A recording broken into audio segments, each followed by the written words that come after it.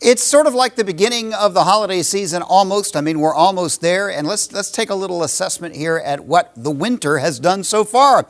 Well, we are expecting a modest warm-up, but you know, the last couple of weeks, northern North Dakota, northern Minnesota, winter is settled in.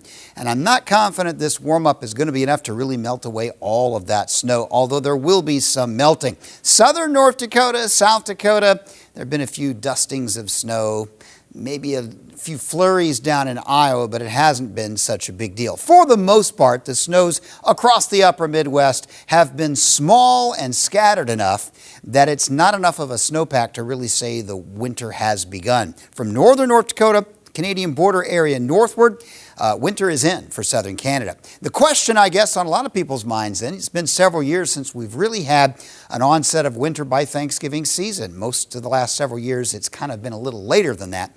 This year, I think there's a chance that winter will build back in. For the moment, it remains quite cold, although this week there will be a modest warming trend across the northern plains. And by this, I'm actually talking about, as we go through the week, 30s and 40s North Dakota, 40s and 50s South Dakota. Cold air is not going very far away because the jet stream is still going through the southern part of the country. Fairly significant cool down through the east.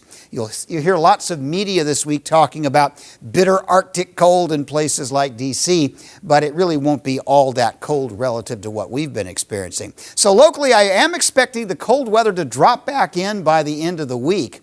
So we get a modest warm-up with a little melting in northern North Dakota, but it's not long enough that the cold won't come back. Precip this week, not a lot. The west coast is getting wet. It'll stay that way. A little snow system will move out of the northern Canadian Rockies. That'll stay mostly in Canada, and it looks mostly light. There will be another system that'll break off the Pacific Northwest. That one, by the end of the week, may provide a shot of snow into some parts of the northern plains region, and then that will quickly move on. The second week, this is the start of Thanksgiving week, a brief little warm-up, but I don't think it'll take. I am expecting some cold temperatures across most of the northern parts of the plain states by Thanksgiving Day as the cold weather briefly retreats, but then likely kind of settles back in. Meanwhile, South America, let's take a look at springtime in South America. We actually have had a few favorable showers moving into parts of Brazil that have needed that for a little bit of crop development. Meanwhile, down in Argentina, conditions do remain dry,